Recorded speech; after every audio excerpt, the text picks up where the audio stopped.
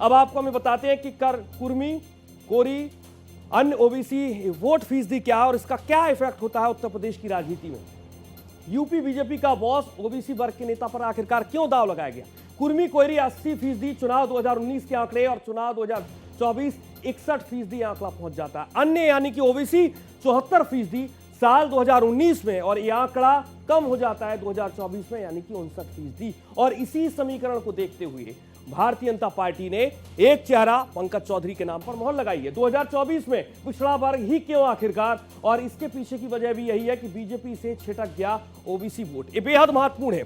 Bharatiya Janata party से 2024 के चुनाव में ओबीसी वोट छिटक गया और इसीलिए अब इस पर मोहर लगाई गई है और इसीलिए पंकज चौधरी को कमान सौंपी गई है कि आप ओबीसी वोट बैंक में अब सेंध लगा पाएंगे।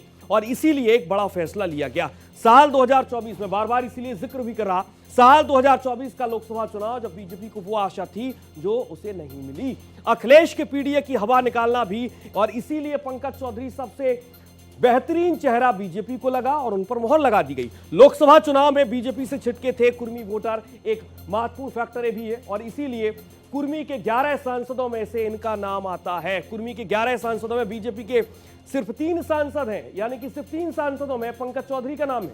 छिटके हुए कुर्मी वोटरों को जोड़ना भी एक सबसे बड़ा प्लान, महत्वपूर्ण प्लान है और इसी प्लान के साथ पंकज चौधरी मैदान में है।